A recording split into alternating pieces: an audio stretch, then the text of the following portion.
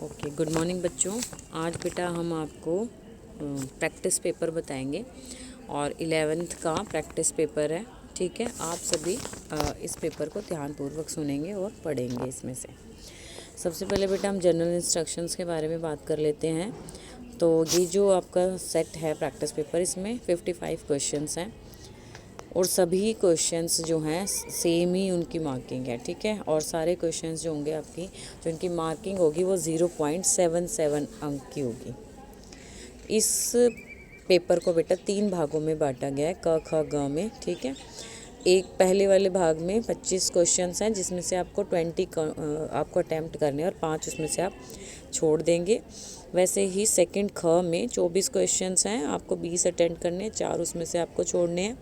And then ग है जिसमें केस स्टडी है आपकी, 6 क्वेश्चंस हैं, इसमें से आपको 5 क्वेश्चंस अटैम्प्ट करने हैं। ठीक है, और जो भी आपका राइट आंसर होगा आपको उसमें गोला लगाना है। तो अब हम स्टार्ट करते हैं सेक्शन ए पहले। ठीक है, इस वीडियो में मैं आपको सेक्शन ए ही बताऊंगी और सेकंड वीडियो मैं आपको नेक्स्ट आगे के क्वेश्चंस बताऊंगी। तो बेटा इसमें जैसे कि हमारा पेपर बाइलिंगुअल है तो इसमें हिंदी और इंग्लिश दोनों में आया हुआ है। ठीक है, अभी मैं आपको हिंदी वाले क्वेश्चंस से बता रही हूँ। ठीक है, सबसे पहले है सड़कें, चिकित्सालय, पुस्तकालय निम्न में से किस संसाधनों की श्रेणी में आते हैं। तो सड़कें, चिकित्सालय और पुस्तकालय, जैसे कि इनके नाम को ही देख के हमें पता चल रहा है कि ये सभी साधन ऐसे साधन हैं जिसको सभी यूज़ कर सकते हैं। किसी के लिए भी ये साधन जो है, ऐसा नहीं है कि इस साधन में सिर्फ मैं पर्सनली मैं ही जा सकती हूँ या मेरी फ्रेंड नहीं जा सकती या हमारे नेबर वाले नहीं जा सकते हैं, सभी जा सकते हैं। मानवीय संसाधन बेटा वो होते जो मानव द्वारा निर्मित होते हैं। व्यक्तिगत संसाधन वो वाले संसाधन हैं जो व्यक्ति की पर्सनल होते हैं। और प्राकृतिक संसाधन कौन से होते हैं, जैसे कि पेड़, हवा हमारे जो है ये हमारे प्राकृतिक संसाधन है, कोयल, पेट्रोलियम वगैरह। बट सामुदायिक साधन क्या है, जो एक समाज या पूरे समुदाय के लिए यूज़फुल हो। अब हमारा स्कूल है तो हम इसमें सभी धर्म के, सभी जाति के, सभी लोग इसमें आकर पढ़ सकते हैं। तो ये क्या है, सामुदायिक साधन। तो इसका आंसर जो होगा ना बेटा वो हमारा होगा इसमें सामुदायिक साधन। ठीक है, नेक्स्ट जो क्वेश्चन है बेटा वो हमारा है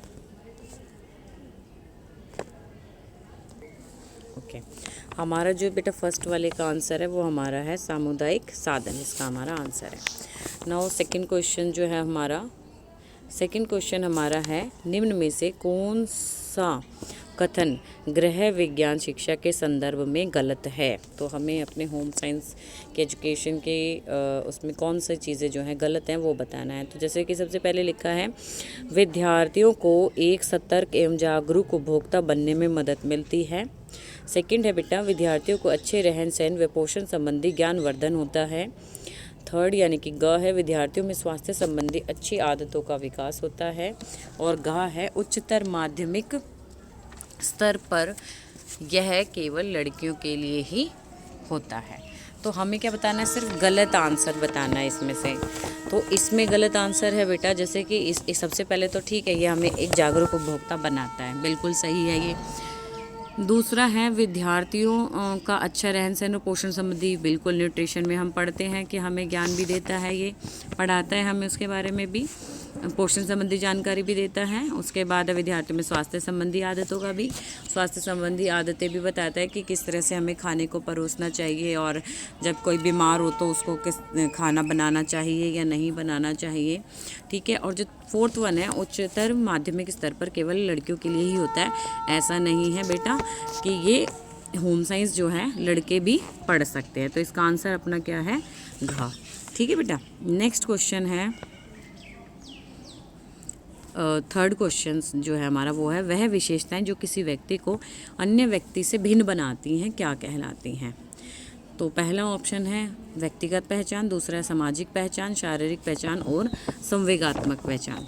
तो वह पहचान जो किसी व्यक्ति को एक दूसरे से अलग बताती है। अब तुम और तुम्हारे फ्रेंड्स आपस में एक दूसरे से अलग हो तो तुम्हारी ऐसी क्या चीज़ है जो तुम दोनों को एक दूसरे से अलग बनाती है, वो होती है बेटा हमारी व्यक्तिगत पहचान। क्या होती है हमारी व्यक्तिगत पहचान। सबको समझ में आ गया। नेक्स्ट क्वेश्चन है अपना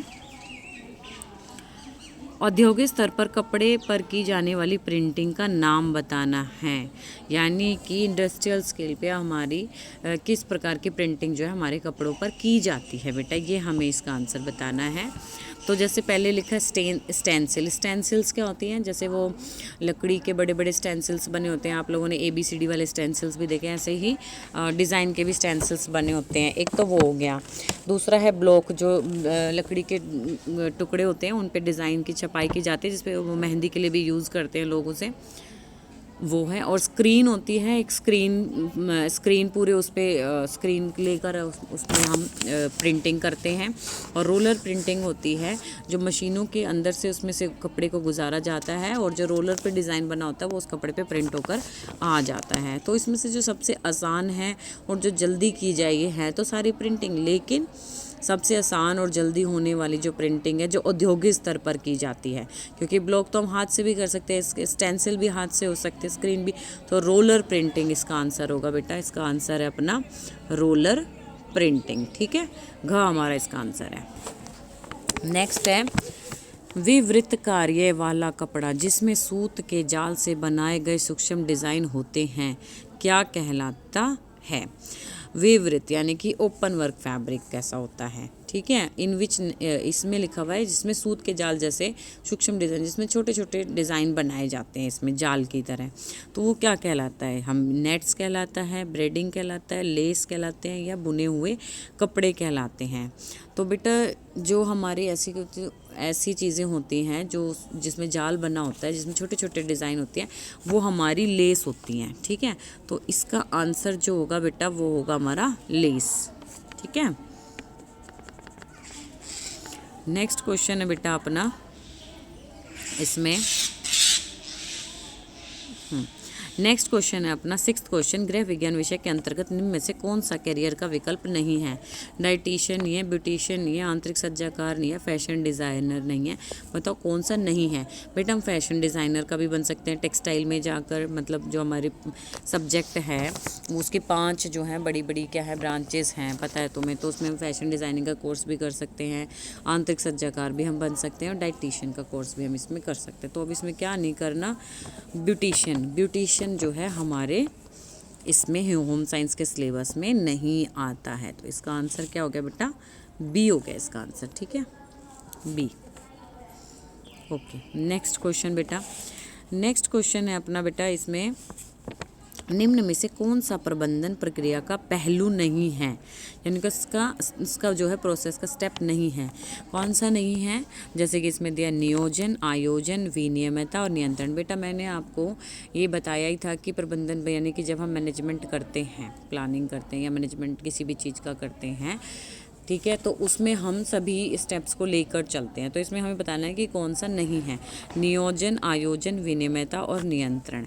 तो प्लानिंग तो हम करते हैं, पहले वाला जो नियोजन है उसको इंग्लिश में क्या बोलते हैं, प्लानिंग। तो प्लानिंग तो हमें किसी भी मैनेजमेंट को करने के लिए, मैनेजमेंट प्रोसेस को करने के लिए, सक्सेसफुल बनाने के लिए पहले उसकी प्लानिंग ही करनी पड़ती है। फिर हम उसको ऑर्गेनाइज़ करते हैं, ठीक है, आयोजन करते हैं उसको, किस तरह से हमें काम करना है। फिर हम उसको कंट्रोल भी करते हैं कि काम जो हमने सोचा है बिल्कुल वैसे ही हो रहा है या नहीं हो रहा है। फिर हम लास्ट में उसको इवैल्यूएशन भी करते हैं उसकी, कि वो जो भी काम हमने किया है वो ठीक हुआ या नहीं हुआ। लेकिन इसमें हम क्या नहीं करते, इंटरचेंजेबिलिटी, यानी कि ग इसका आंसर होगा, ठीक है, इसका आंसर होगा 7th का ग। विनियमितता हम इसमें नहीं करते हैं। क्लियर हो गया बेटा। नेक्स्ट, जब रेशो को सूत में बदला जाता है तो रेशो के साथ जोड़ने के लिए बटें बनाई जाती हैं जिन्हें खालिस्तान कहा जाता है। तो हम उसे क्या बोलते हैं बेटा, MPI बोलते हैं हम उसको, या फिर TPI बोलते हैं, ZPI बोलते हैं, या LPI बोलते हैं। इसको हम बेटा क्या बोलते हैं, TPI, ट्विस्ट पर इंच। क्या बोलते हैं हम इसको, ट्विस्ट पर इंच, यानी कि इसका आंसर हमारा क्या आ गया, बी हमारा इसका क्या है आंसर है, TPI। इसकी फुल फॉर्म है ट्विस्ट पर इंच, ठीक है बेटा। नेक्स्ट क्वेश्चन, जो हमारा नेक्स्ट क्वेश्चन बेटा वो है वीडियो तंत्र जो कंप्यूटर और वीडियो का एक संयोजन और मल्टीमीडिया दृष्टिकोण का उपयोग करते हैं खालिस्तान के रूप में माना जाता है। वीडियो तंत्र है ये, कौन सा, जिसको कंप्यूटर और वीडियो के एक संयोजन में हम इसको इस्तेमाल भी करते हैं। तो इसको हम ब्लूटूथ बोलेंगे, या फिर पारस्परिक क्रियात्मक वीडियो, या दूर सम्मेलन, या माइक्रो कंप्यूटर। इसको हम बोलेंगे बेटा पारस्परिक क्रियात्मक वीडियो। ठीक है, इसका आंसर क्या आएगा अपना ख। नेक्स्ट क्वेश्चन है बेटा अपना, मानव जीवन की किस अवस्था के दौरान स्वयं संबंधी विवरण संपूर्ण अर्थों में होता है, यानी वे स्वयं की तुलना अन्य से नहीं करते हैं। मतलब किस अवस्था में वे अपनी तुलना दूसरों के साथ नहीं करते हैं? शैशवकाल में, प्रारंभिक बाल्यावस्था में, मध्य बाल्यावस्था में, या फिर किशोर अवस्था में? तो बेटा शैशवकाल में तो बच्चा छोटा होता है, ठीक है, फिर मध्य बाल्यावस्था आ गई और किशोर अवस्था है। लेकिन प्रारंभिक बाल्यावस्था एक ऐसी अवस्था है जिसके अंतर्गत वो अपनी तुलना, उसको सिर्फ अपने से मतलब होता है, खेलने कूदने से मतलब होता है, उसे दूसरों से कोई मतलब नहीं होता। तो इस अवस्था में बच्चा क्या करता है, वो ध्यान इन चीज़ों पर नहीं देता है। ठीक है, नेक्स्ट क्वेश्चन है, दर्शकों से प्राप्त टेलीविज़न कार्यक्रमों की रेटिंग या उत्तमता निर्धारण बिंदु TRP, जिसको बोलते हैं ना, किसी सीरियल को हम जब ज़्यादा लोग देखते हैं और बहुत देर तक देखते हैं, वो सीरियल्स की क्या बनती है, TRP बनती है। ठीक है, तो निम्नलिखित में से किस घटक का एक उदाहरण है, ये बताना है हमें। तो ग्राही, प्रतिपुष्टि, संदेश या चैनल। तो TRP कब बनती है, जब हम उसको देखते हैं, यानी हम देखते हैं तो उन्हें पता कैसे चलता है, ये उसका फीडबैक होता है। जब हम किसी भी क्वेश्चन का उत्तर देते हैं तो उसका फीडबैक होता है। ठीक है बेटा, ऐसे ही जो सीरियल बना है उसको कितने लोग देख रहे हैं तो उसका फीडबैक है कि ज़्यादा लोग देख रहे हैं तो इसका मतलब बहुत अच्छा है, कम लोग देख रहे हैं तो वो ज़्यादा सक्सेसफुल नहीं हुआ। तो इसका आंसर हम क्या लगाएंगे, B, प्रतिपुष्टि। ठीक है, नेक्स्ट क्वेश्चन, निम्नलिखित में से कौन से कपड़े सीधे रेशों से बनाए जाते हैं? फेल्ट्स के, विस्कोस के, एक्रिलिक के, या फिर स्पैंडेक्स के? तो मतलब सीधे रेशे किसके होते हैं, हमें तो सबसे पहले यही बताना होता है। जो बेटा हमारे फेल्ट्स के कपड़े होते हैं, ठीक है, जो फेल्ट से बनते हैं वो हमारे सीधे रेशों से बनाए जाते हैं। सीधे रेशों वाले कपड़े उनसे हमारे बनाए जाते हैं। ठीक है, नेक्स्ट क्वेश्चन है बेटा 13, निम्न में से कौन सा विकल्प लड़कियों में यौन परिपक्वता का सूचक नहीं है, यानी कि जिससे हमें ये नहीं पता चलता कि लड़की जो है यौन परिपक्व हो चुकी है, जिससे हमें ये नहीं पता चलता, हमें वो बताना है इसमें। ठीक है, तो सबसे पहले मासिक धर्म, ठीक है, इससे पता चलता है। बगलोर जांघों बालाना, इससे पता चलता है। आवाज़ में स्पष्ट का परिवर्तन, ये भी पता चलता है।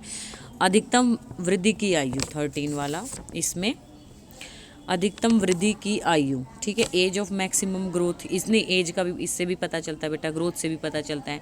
लेकिन हमें किससे नहीं पता चलता, इसमें हमें नहीं पता चलता आवाज़ में स्पष्ट परिवर्तन नहीं होता है इसमें, आवाज़ में परिवर्तन, ठीक है, परिवर्तन होता है लेकिन स्पष्ट परिवर्तन इसमें जो ये हमारा इन्होंने ऑप्शन दिया है ये ठीक नहीं है। ठीक है, ये वाला इसमें हमारा आंसर गलत है, ग।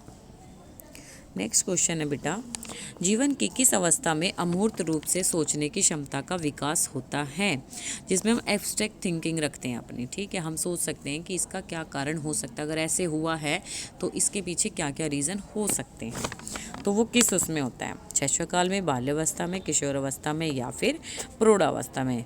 तो बेटा ये होता है हमारा किशोर अवस्था में। किस में होता है हमारा, किशोर अवस्था इसका आंसर है बेटा। ठीक है, हाँ, किशोर अवस्था।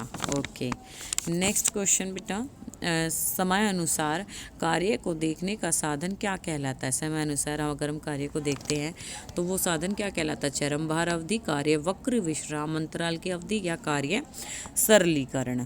तो इसको बेटा हम क्या कहते हैं, चरम भार अवधि तो ये होती है पीक लोड, अगर हमारे ऊपर काम का प्रेशर बहुत ज़्यादा या काम बहुत ज़्यादा होता है उस टाइम पीरियड में, तो समय अनुसार कार्य हमने नहीं देखा, इसका मतलब किसी भी समय हमारे पास काम बहुत ज़्यादा है। एक होता है कार्यवक्र, कार्यवक्र का मतलब होता है कर्व में काम होना, भाई हल्का काम है फिर भारी काम है, हल्का काम भारी काम, एक इस तरीके से काम होता है। एक होता है अंतराल अवधि, विश्राम अंतराल अवधि, मतलब काम किया फिर थोड़ा रेस्ट किया, काम किया थोड़ा रेस्ट किया, एक ही होता है। और जो लास्ट है कार्य का सरलीकरण, यानी कि जब हम काम करते हैं तो उसमें हम कार्य के सरलीकरण को देखते हैं कि उस कार्य को सरल तरीके से कैसे किया जाए।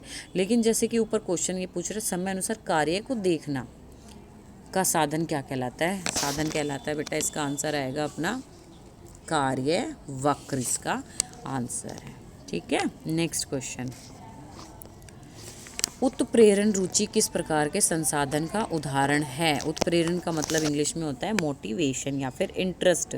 किस संसाधन का उदाहरण बताओ हमें, ये किस में आ सकता है उत्प्रेरण? ठीक है, रुचि, मानव में, गैर मानव संसाधन, साझा और प्राकृतिक। बेटा ये जो संसाधन है हमारा, ये मानव का, क्योंकि रुचि हमारी खुद से बनती है, कोई हमारे अंदर बनाता नहीं है। रुचि किसी भी कार्य को करने की हमारे अंदर खुद से आती है। ठीक है, इसको हम साझा नहीं कर सकते, गैर मानव भी नहीं है, ना ही ये प्रकृति ने हमें दी है, हम अंदर ये खुद से आती है। ठीक है, नेक्स्ट क्वेश्चन बेटा, कविता अपने मनोरंजन के लिए संगीत सुनना बेहद पसंद करती है। पारस्परिक क्रिया के आधार पर यह किस प्रकार का संचार है? तो हमें बताना है क्या करती है वो कविता, मनोरंजन और संगीत सुनना उसको बेहद पसंद है। तो ये एक तरफा संचार है, दो तरफा संचार है, अंतर्व्यक्तित्व संचार है या अंतरा संस्था संचार है? एक तरफा संचार कौन सा होता है? जहाँ पे सिर्फ एक ही तरफ से संचार के माध्यम का लुत्फ उठाया जाता है, वो संचार का एक तरफा माध्यम होता है। तो यहाँ पे कविता अपने मनोरंजन के लिए संगीत सुनना बेहद पसंद करती है, तो वो खुद के लिए है, उसमें एक तरफा ही है क्योंकि वो सुन रही है, बाकी किसी का इसमें कोई बेनिफिट नहीं है। ठीक है बेटा, और दो की इन्वॉल्वमेंट होती है तो दो तरफा संचार में हो जाता है। चलो नेक्स्ट क्वेश्चन बेटा, तो हमारा 17 का आंसर है क।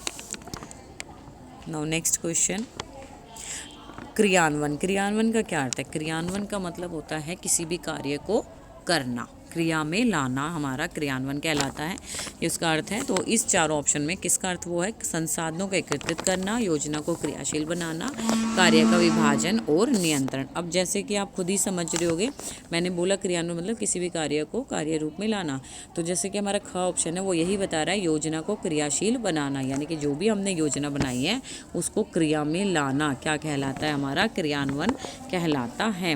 इसमें साधनों को इकट्ठा करना नहीं आता बेटा, ना ही कार्य का विभाजन, ना ही नियंत्रण। ठीक है, खा इसका आंसर है। नेक्स्ट क्वेश्चन, निम्नलिखित में से कौन सा विकल्प सूक्ष्म पोषक तत्वों के अंतर्गत आता है? सूक्ष्म पोषक तत्व बेटा वो पोषक तत्व होते हैं जो हमारे शरीर में थोड़ी मात्रा में चाहिए होते हैं, ठीक है, ज़्यादा नहीं चाहिए होते हैं।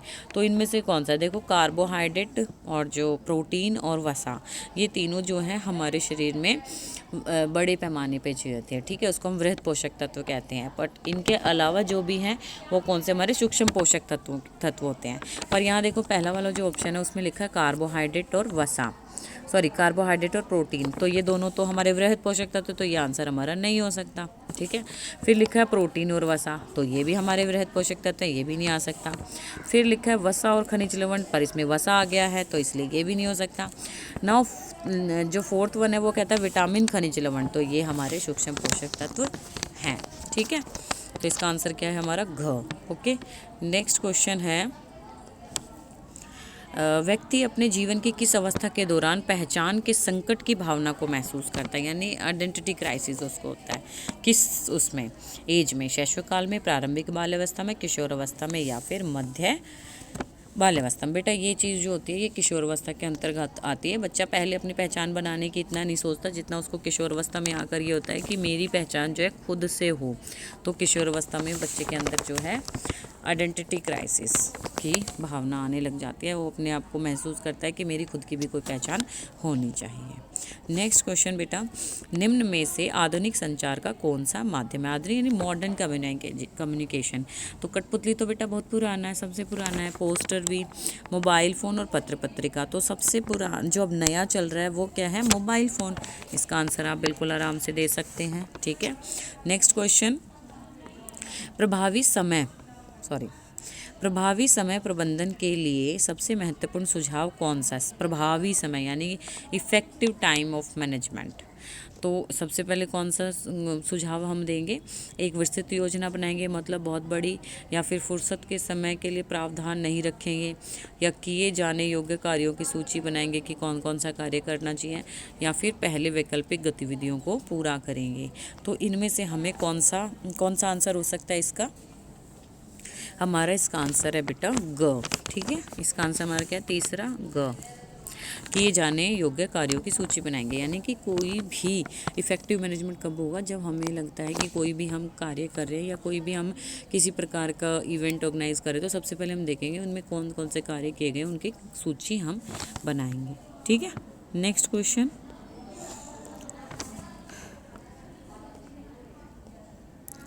भारत में कुपोषण का दोहरा बोझ के क्या कारण है? ये क्वेश्चन भी है।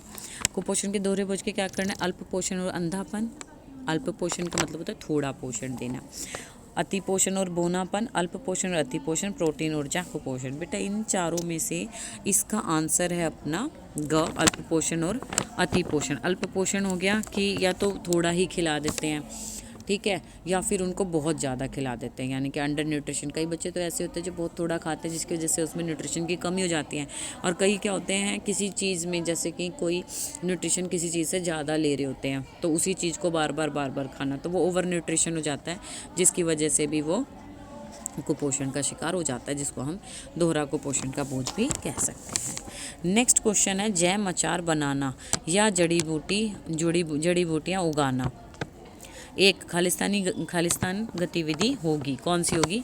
जैम अचार बनाना ऐच्छिक वैकल्पिक विधि है हमारी, ठीक है, मासिक है, साप्ताहिक है, दैनिक है। मासिक साप्ताहिक का मतलब है ये हम मासिक महीने में एक बार ये काम करते हैं, या साप्ताहिक में एक बार करते हैं, या दिन में एक बार करते हैं, और ऐच्छिक अपनी इच्छा से करते हैं। तो बेटा इसका जो हमारा आंसर होगा क, क्योंकि हम अपनी इच्छा से जब हमारा मन करता है तब हम ये काम करते हैं, तो ये ऐच्छिक विकल्प होगा। फर्स्ट इसका आंसर है। ओके, नेक्स्ट क्वेश्चन बेटा, दिल्ली का अखिल भारतीय आयुर्विज्ञान संस्थान किस स्तर की स्वास्थ्य देखभाल का उदाहरण है? प्राथमिक, द्वितीयक, तृतीयक या फिर अंतर्राष्ट्रीय?